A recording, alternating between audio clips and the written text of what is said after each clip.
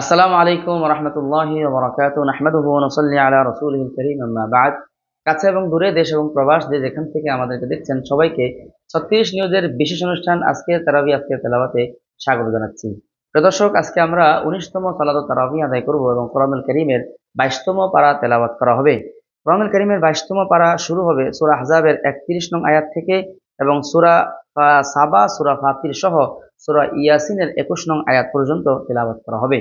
প্রিয় দর্শক, সূরা আহজাব এরা কোরআনুল কারীমের 33 নম্বর সূরা। এর মধ্যে 73টি আয়াত রয়েছে এবং 9টি রুকু রয়েছে এবং সূরাটি মদিনায় অবতীর্ণ হয়েছে। সূরা আহজাবের মধ্যে আল্লাহ রাব্বুল আলামিন হুজুর আকরাম সাল্লাল্লাহু আলাইহি ওয়াসাল্লামের মর্যাদা এবং হক নিয়ে আলোচনা করেছেন। নবী পত্নীগণের অর্থাৎ আম্মাজান এবং উম্মাহাতুল মুমিনিনদের সম্মান নিয়ে আলোচনা করেছেন, তাদের মর্যাদা নিয়ে আলোচনা করেছেন এবং তাদের প্রতি মুমিনদের যে করণীয় সেগুলো নিয়ে আলোচনা করেছেন এবং নবী পত্নীদের প্রতি আল্লাহ তাআলার বিশেষ কিছু নির্দেশনা নিয়ে আলোচনা করেছেন এবং খতমে নবুয়তের প্রমাণ নিয়ে আলোচনা করেছেন এবং রাসূল সাল্লাল্লাহু আলাইহি সাল্লামের প্রতি দুরূদের আমলের আলোচনা করেছেন এবং এই সূরার শেষের দিকে মুনাফিকদের অবস্থা নিয়ে আলোচনা করেছেন এবং বিশেষ করে যারা নারীদেরকে উত্ত্যক্ত করে সেই উত্ত্যক্তকারীদের শাস্তি নিয়ে আলোচনা করেছেন এবং আজকের সমাজে যেটা রয়েছে ইফটিজিং, সমাজের বিভিন্ন জায়গায় ইফটিজিং এর যে প্রবণতা দেখা যায়, সেই ইফটিজিং মুক্ত সমাজ কিভাবে গড়া যায় সেটার কার্যকরী প্রক্রিয়া নিয়ে আলোচনা করেছেন এবং সূরার একদম শেষের দিকে আল্লাহ প্রদত্ত আমানত এবং আমানত যারা বহন করবে তাদের গুণাবলী নিয়ে আলোচনা করেছেন। প্রিয় দর্শক, এই পাড়ার শুরুতেই আজকের 22 নম্বর পাড়ার শুরুর দিকে আল্লাহ তাআলা বলেছেন আল্লাহর রাসূলের স্ত্রীদেরকে লক্ষ্য করে, ইয়া নিসা আন-নবী লাস্তুন্না কাআহাদিন মিনান নিসা, হে নবী পত্নীগণ, হে নবী স্ত্রীগণ, তোমরা অন্যান্য নারীদের মতো নও। ইনিত্তাকাইতুন্না, তোমরা যদি মুত্তাকি হয়ে থাকো, অবশ্যই তোমরা মুত্তাকি। ফালা তাকদানা বিল কওল, তাহলে তোমরা পরপুরুষের সাথে কোমল কণ্ঠে কথা বলবে না। ফায়াতমা আল্লাযী ফী কলবিহি মারাদ, যদি তোমরা পরপুরুষের সাথে কোমল কণ্ঠে কথা বলো তাহলে যাদের অন্তরের মধ্যে ব্যাধি রয়েছে, রোগ রয়েছে এবং নারীর প্রতি লালসা রয়েছে তারা তোমাদের প্রতি আকৃষ্ট হয়ে পড়বে। ওয়াকুলনা কাওলাম মারুফা, তবে তোমরা ভালো কথা বলবে কিন্তু কোমল কণ্ঠে বলবে না। প্রিয় দর্শক, মুফাসসিরিনে কেরাম এই আয়াতের ব্যাখ্যায় বলেছেন, যদিও নির্দেশটি নবীর স্ত্রীদেরকে লক্ষ্য করে দেওয়া হয়েছে কিন্তু এটি নবীর স্ত্রীদের সাথে সীমাবদ্ধ নয়, বরং সকল নারীদের প্রতি আল্লাহর নির্দেশ হলো পর পুরুষের সাথে কথা বলার ক্ষেত্রে কোমল কণ্ঠে কথা বলবে না, কারণ কোমল কণ্ঠটা তাদের জন্য ফিতনার কারণ হবে। এরপরে আল্লাহ রাব্বুল আলামিন 33 নম্বর আয়াতের মধ্যে বললেন, ওয়াকারনা ফি বুয়ুতিকুন্না, এবং তোমরা তোমাদের ঘরের মধ্যে স্থির থাকো, বাহিরে বেশি আসা যাওয়া করবে না। ওয়ালা তাবাররাজনা তাবাররুজাল জাহিলিয়াতিল উলা, এবং জাহিরি যুগের নারীরা নিজেদের যে সৌন্দর্য প্রদর্শন করে বেড়াতো সেভাবে তোমরা নিজেদের সৌন্দর্য অন্যত্র প্রদর্শন করবে না। নারীদের সুরক্ষার জন্য আল্লাহ রাব্বুল আলামিন এই নির্দেশগুলো দিলেন যে তোমরা ঘরের মধ্যে বেশি পরিমাণে থাকো।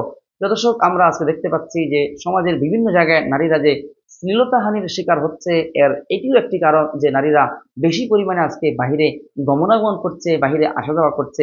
নারীদের প্রতি নির্দেশ ছিল যারা যত বেশি সম্ভব তারা ঘর সামলাবে এবং ঘরের রানী হয়ে থাকবে, এটার মধ্যেই তাদের সম্মান এবং নিরাপত্তা রয়েছে।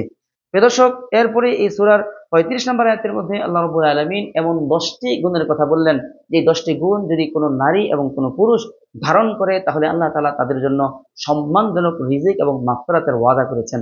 আল্লাহ তাআলা বলেন যে ইন্নাল মুসলিমিনা ওয়াল মুসলিমাত, নিশ্চয়ই মুসলিম পুরুষ এবং মুসলিম নারীগণ, ওয়াল মুমিনিনা ওয়াল মুমিনাত, মুমিন পুরুষ এবং মুমিন নারীগণ, ওয়াল কানিতিনা ওয়াল কানিতাত, ইবাদত গুজার পুরুষ এবং ইবাদত গুজার নারীগণ, ওয়াস সাদিকিনা ওয়াস সাদিকাত, সত্যবাদী পুরুষ এবং সত্যবাদিনী নারীগণ, ওয়াস সাবিরিনা ওয়াস সাবিরাত, ধৈর্যশালী পুরুষ এবং ধৈর্যশীলা নারীগণ, ওয়াল খাশিঈনা ওয়াল খাশিআত, বিনয়ী পুরুষ এবং বিনয় অর্জনকারিণী নারীগণ, ওয়াল মুতাসাদ্দিকিনা ওয়াল মুতাসাদ্দিকাত, সদকাকারী পুরুষ এবং সদকাকারিণী নারীগণ, ওয়াস সাইমিনা ওয়াস সাইমাত, রোজা পালনকারী পুরুষ এবং রোজা পালনকারিণী নারীগণ, ওয়াল হাফিযিনা ফুরুজাহুম ওয়াল হাফিযাত, এবং নিজের লজ্জাস্থান এবং যৌনাঙ্গের এবং নিজের সম্ভ্রম রক্ষাকারী পুরুষ এবং রক্ষাকারিণী নারীগণ, ওয়াযাকিরিনাল্লাহা কাসীরান ওয়াযাকিরাত, এবং আল্লাহকে বেশি পরিমাণে স্মরণকারী পুরুষ এবং স্মরণকারিণী নারীগণ। আল্লাহ এই 10টি গুণের পরে বললেন, আ'আদ্দাল্লাহু লাহুম মাগফিরাতান ওয়া আজরান আযীমা, আল্লাহ তাআলা তাদের জন্য প্রস্তুত করে রেখেছেন ক্ষমা এবং আজরান আযীমা, মহা পুরস্কার প্রস্তুত করে রেখেছেন, মহা প্রতিদান পুরস্কার করে প্রস্তুত করে রেখেছেন।